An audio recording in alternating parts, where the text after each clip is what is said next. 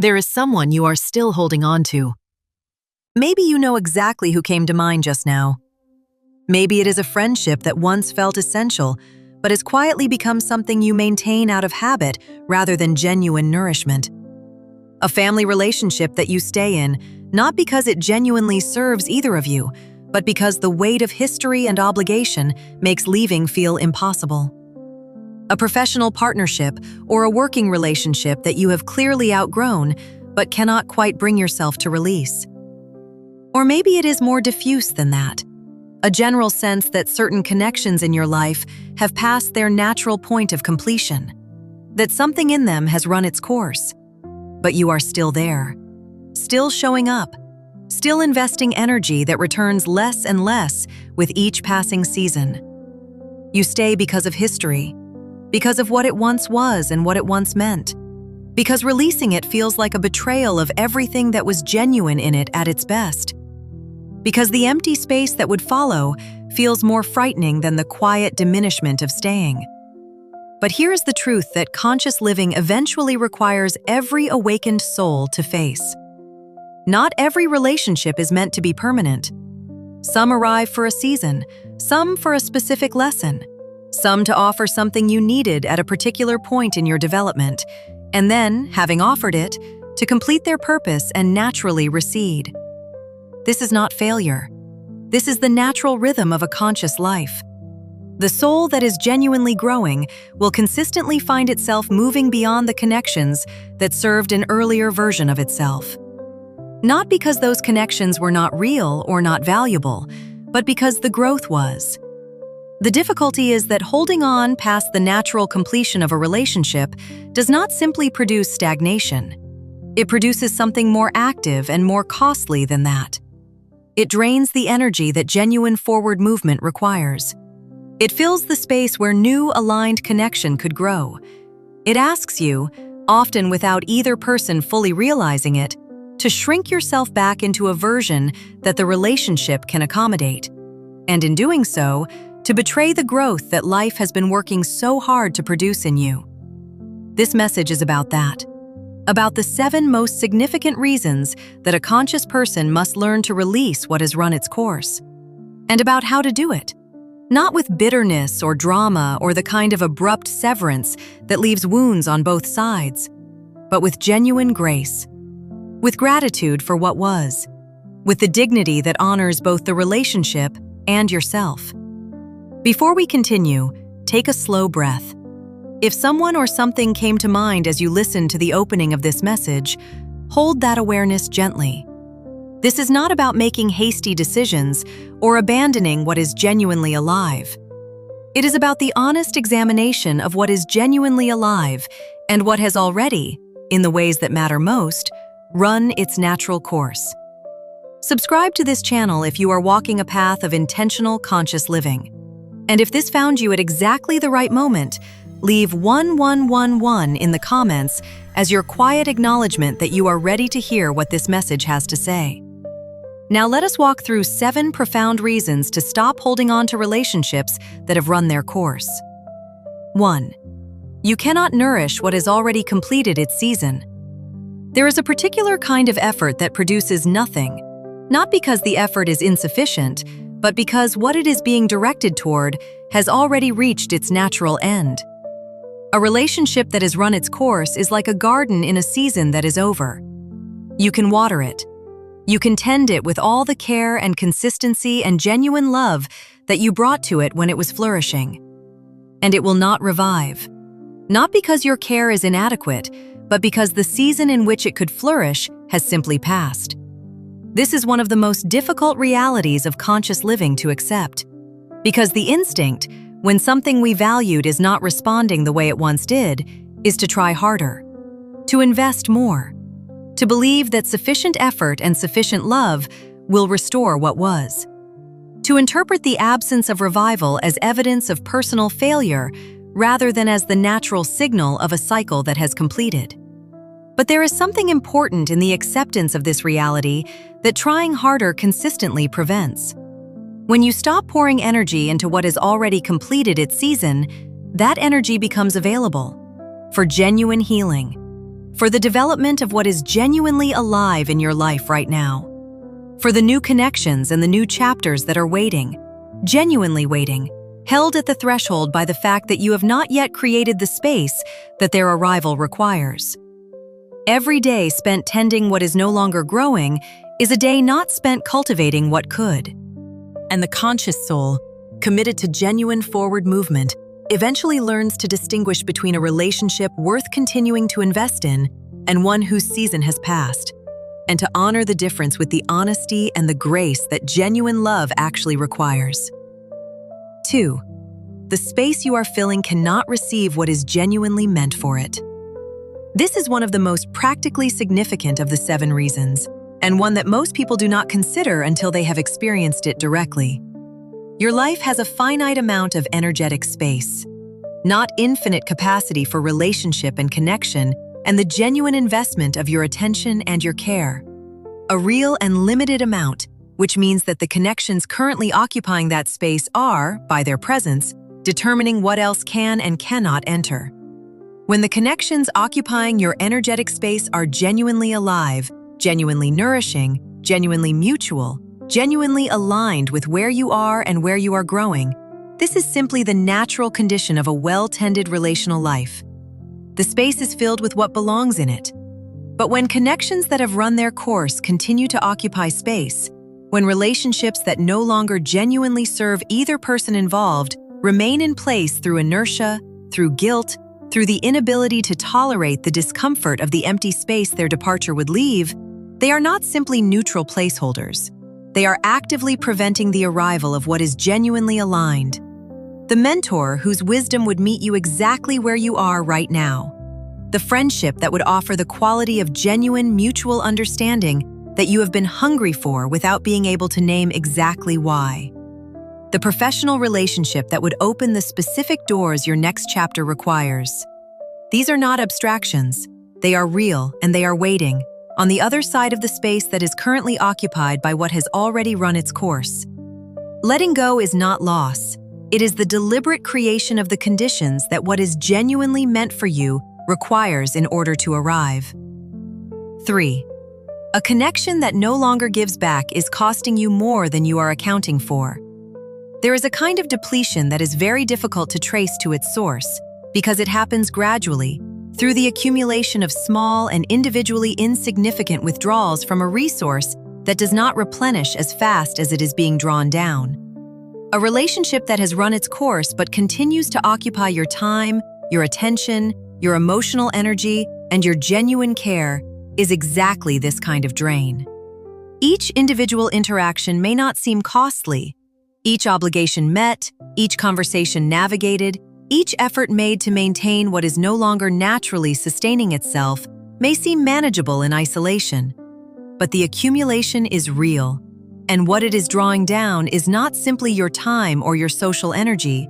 It is the deeper resource, the quality of inner aliveness, the creative energy, the genuine enthusiasm for what your life is becoming that your actual purpose and your genuine relationships require.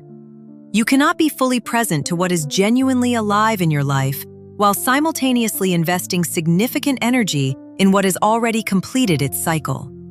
The two demands on the same resource are not compatible, and the conscious person who is genuinely committed to living from their highest frequency, to bringing their full capacity to what they are actually here to do and to offer, cannot afford the chronic depletion of energy that maintaining completed relationships produces.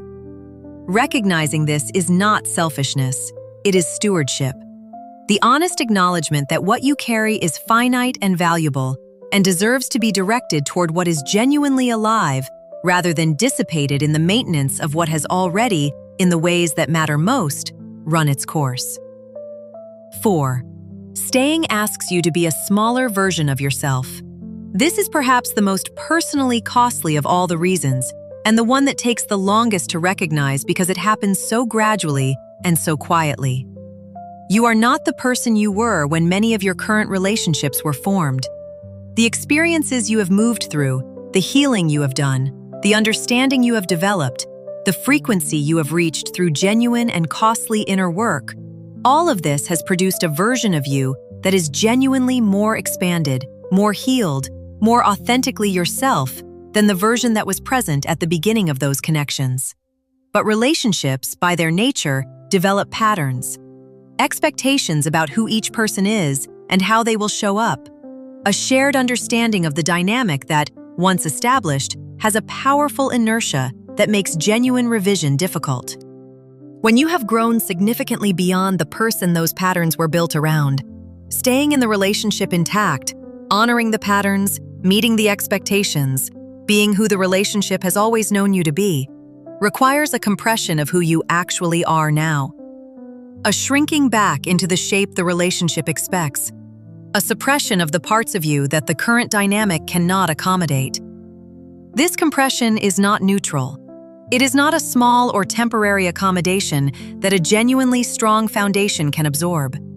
It is, over time, a genuine betrayal of the growth that life has been working so hard to produce in you. A daily choosing of who you used to be over who you are becoming. A slow and quiet self-abandonment that is nonetheless costly for being difficult to name. The conscious choice to release a relationship that can only accommodate a smaller version of you is not abandonment of the other person.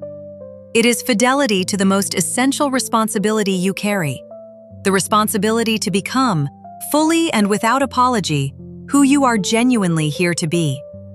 5. The pattern repeating is information, not bad luck. Have you noticed that certain dynamics appear in the same relationship again and again? The same arguments cycling through with slightly different surface details, but identical underlying structure. The same feeling of being unseen or unheard or dismissed in the same specific way. The same disappointment arriving through the same channel despite genuine efforts, on both sides perhaps, to produce a different outcome. Most people interpret this repetition as bad luck, as an unfortunate characteristic of this particular person or this particular dynamic that simply needs to be managed or worked around or endured with sufficient patience. But from the perspective of a conscious soul paying genuine attention to the patterns of their own experience, this repetition carries a different meaning. It is information. Specifically, it is the information that the particular lesson this relationship arrived to deliver has been delivered, and that what remains is not the productive friction of a relationship still doing its work, but the circular repetition of a cycle that has already completed its purpose. The universe is not cruel in its repetition, it is consistent. It will continue to present the same pattern through the same or different relationships until the lesson embedded in it is genuinely received and genuinely integrated. Once it is, the repetition stops because it no longer has a function. If you are experiencing repetitive patterns in a relationship, despite genuine efforts to change them, consider the possibility that the repetition itself is the signal, that the lesson is learned, that what is being asked of you now is not another cycle of the same attempt to fix what keeps breaking, but the genuine recognition that the cycle has completed and the courageous choice to step out of it. 6. What continues past its natural end produces resentment where love once lived. This is one of the most honest and most difficult truths about relationships that have run their course. Love, genuine love, the kind that produces mutual nourishment and genuine delight in each other's existence, and the particular warmth of being genuinely known and genuinely accepted, does not require forcing. It does not require the sustained, effortful maintenance of something that would otherwise dissolve. It sustains itself naturally through the genuine resonance of two people who genuinely belong in each other's lives at this point in their respective journeys. When a relationship continues past the point where that natural sustaining resonance is present, when what keeps it going is obligation or guilt or the inertia of shared history rather than genuine mutual nourishment, something begins to change in the quality of what is felt by both people. The sweetness that was present in the relationship's natural season gradually gives way to something heavier. An unspoken resentment that builds in proportion to the effort being expended to maintain what no longer naturally sustains itself. An irritability with the other person that is, at its root, not really about them at all, but about the suppressed awareness that something has run its course and is not being honored. This resentment is not a character flaw. It is the natural emotional consequence of continuing to invest in what is no longer genuinely alive. And it is, paradoxically, one of the clearest signals that releasing the relationship, however difficult, however contrary to the instinct of loyalty, would be the more genuinely loving act for both people. Releasing what has run its course honors the love that was real in it. Forcing it to continue past its natural completion gradually erodes even the memory of that love beneath the weight of what the forcing costs. 7. Releasing what is complete is the most genuine act of self-respect available to you. This is where all the other reasons converge, and it is, in many ways, the most important thing this message has to say. The conscious choice to release a relationship that has run its course, to honor its completion rather than forcing its continuation, is not abandonment. It is not disloyalty. It is not the selfish prioritization of your own comfort over your commitment to others. It is the recognition that you are a soul with a purpose, with a frequency to maintain and a path to walk, and a contribution to make that requires the full resource of your genuine energy and your genuine aliveness. And that protecting those things, choosing them over the guilt-driven maintenance of connections that are actively depleting them, is not only acceptable but necessary. It is, in the deepest sense, an act of self-respect. Not the shallow self-respect of someone who simply avoids what is difficult or releases connections at the first sign of friction, but the profound self-respect of a soul that has done the honest work of discerning what is genuinely alive and what has genuinely run its course, and that has found, in that discernment, the courage to honor what it discovered. This kind of self-respect is a frequency. It communicates something to the universe about what you believe you deserve, about the quality of connection you are willing to settle for, and the quality you are holding yourself available for. And the universe, responsive to frequency, tends to meet that communication with exactly the kind of aligned and genuinely nourishing connection that the self-respecting soul has created space to receive. You are not responsible for keeping every relationship alive indefinitely. You are responsible for living consciously, loving genuinely, and walking your path with the full resource of who you actually are. Sometimes the most loving and the most conscious thing you can do, for yourself and for the other person, is to release with grace what has naturally completed, to honor the season that was, to close the chapter with gratitude and dignity, and to turn with your full presence and your full energy toward what comes next. So how do you release with grace rather than guilt? First, thank the relationship for what it genuinely gave you. Every connection, however it ends, leaves something real behind. A lesson, a memory, a quality of understanding about yourself or about life that you did not have before it arrived. Take that with you. It belongs to you. Second, release the person energetically and with genuine goodwill. You do not need a final conversation or a formal ending to do this. Simply hold them in your awareness and offer, silently and sincerely, something like this. I honor what we shared. I release you with genuine love. I hold no resentment for what was or was not. Our chapter together is complete, and I honor its completion. Third, allow yourself to grieve what is ending. The sadness that accompanies genuine release is not evidence that the decision was wrong. It is evidence that what you are releasing was real, that it mattered, that you loved it genuinely. Grief of this kind is not regret. It is the honoring of what was genuinely valuable, and it deserves to be felt rather than suppressed. And fourth, trust the space that the release creates. The empty space that follows genuine release is uncomfortable at first. It can feel like loss, like absence, like something essential has been removed without replacement. But this discomfort is temporary, and the space itself is not a void. It is potential. It is the condition that what is genuinely meant for your next chapter requires in order to arrive. What is coming, the connections aligned with who you are now rather than who you were then, the relationships that can hold your full frequency rather than asking you to compress it, cannot arrive until the space is genuinely available. Create the space. Trust what it is for. and walk forward with gratitude for what was and genuine openness to what comes next. Not every relationship is meant to last forever. Some are meant to teach. Some are meant to accompany you through a particular season. Some are meant to love you in the specific way that a specific chapter of your life required. And when they have done what they came to do, when the lesson is genuinely learned and the season is genuinely complete, the most honoring thing you can do is to recognize it. To say with genuine gratitude and genuine grace, "This was real, and this mattered, and this chapter is now complete." And then to close the door gently, and to turn toward what comes next. This is the Messages of the Awakening channel. If this stirred something in you, share it with someone who needs this reminder today. Subscribe for more content for the conscious and awakening soul. And leave 1111 in the comments if this found you at exactly the moment your soul needed it. Thank you for being here.